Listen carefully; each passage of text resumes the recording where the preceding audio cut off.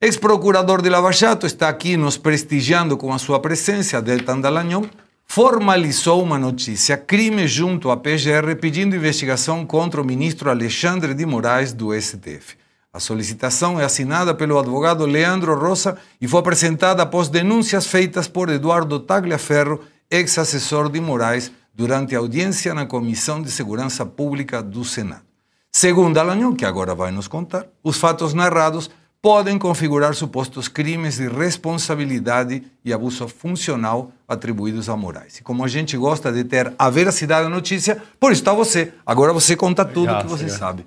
Bom demais. Olha só, pessoal. O que está acontecendo nesse caso? Eduardo Tagliaferro ele trouxe à tona uma série de informações que, em tese, caracterizam crimes praticados por Alexandre de Moraes. E aí você pode ter algumas dúvidas. Ué, mas não é ilegal? Ele não está vazando informação? E a resposta é não.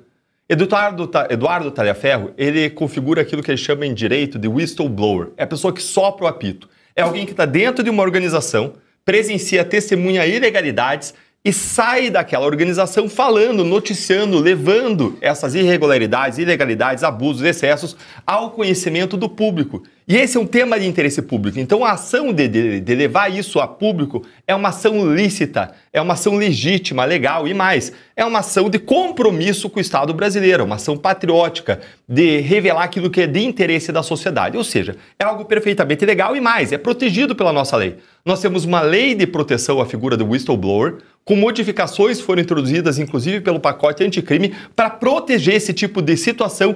E a retaliação ao whistleblower é punida pela lei com demissão. E aí o que nós vemos acontecer? Nós vemos a Procuradoria-Geral e o Alexandre de Moraes perseguindo o Tagliaferro.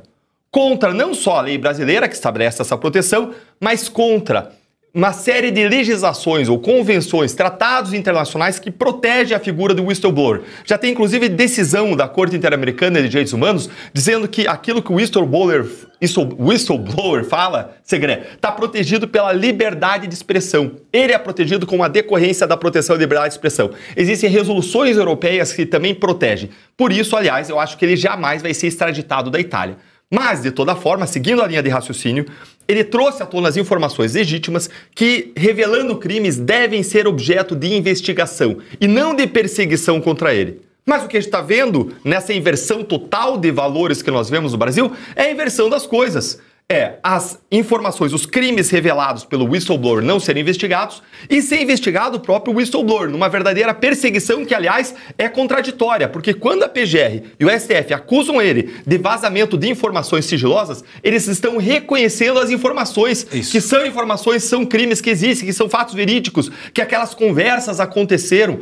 E vamos lembrar o que ele denunciou, para ficar só em duas coisas. Ele denunciou que a operação contra os empresários que foram alvos de buscas e apreensões, bloqueios patrimoniais, foi baseada simplesmente numa notícia de jornal e depois uma série de críticas teria sido falsificado um relatório com data retroativa para embasar aquela operação, que é gravíssimo. Muito. E a segunda coisa, ele denunciou que eram produzidos relatórios a pedido de Alexandre de Moraes como ministro do STF, que era interessado na produção desses relatórios, e ele produzia como subordinado a Alexandre de Moraes, agora com o chapéu de presidente do TSE, e ele produzia esses relatórios como se fossem pedidos ou fruto de um denunciante anônimo, de uma denúncia anônima, e encaminhava de novo para Alexandre de Moraes tomar suas decisões. E por que isso é ilegal? Porque é ilegal o ministro pedir a investigação, direcionar a investigação e depois decidir. Isso caracteriza a suspeição e impedimento, vedado pela lei do impeachment. E quando ele fazia o relatório ocultando que o pedido tinha partido do Alexandre de Moraes, é uma ocultação de um crime punível pela lei do impeachment. Ou seja, ele fazia isso para proteger a si próprio.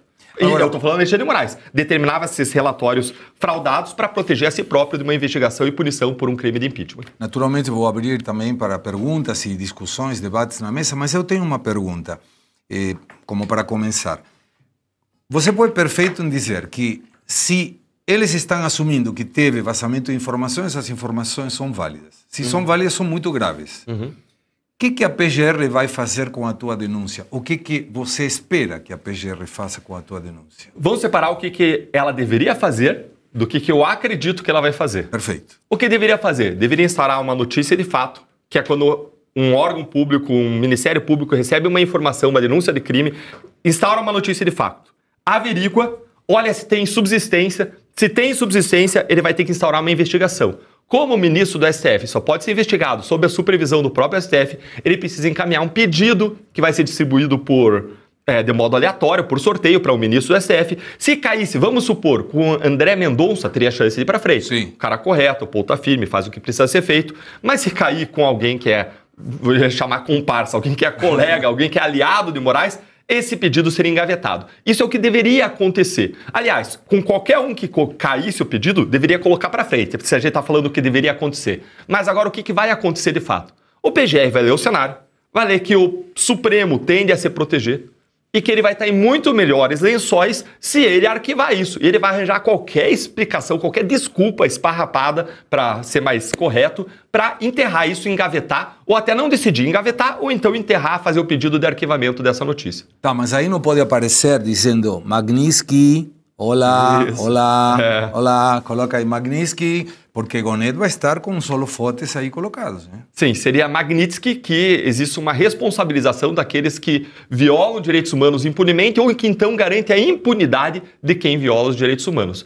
Nós precisamos não desistir, Segre. Essa é a verdade. Eu vejo a Marcília falar, às vezes a Marcília fala assim, olha, eu não estou mais preocupado com o absurdo. Essa é uma fala do Marcília, eu concordo. Eu não estou mais preocupado com o absurdo. O absurdo está aí. Eu estou preocupado agora, a essas alturas, com a normalização do absurdo. A gente não pode normalizar. Se alguns normalizam, esses não seremos nós. Nós vamos seguir lutando por justiça, levantando a bandeira da justiça, da verdade, pedindo a responsabilização de quem fez coisas erradas. Essa é a bandeira que a gente carrega desde a Lava Jato. Justiça, império da lei, fazer o que é certo. E aqui a gente não está nem em discussão de nomes. Não importa que é contra Bolsonaro, contra Lula, contra quem for. A questão é justiça. Claro. Justiça.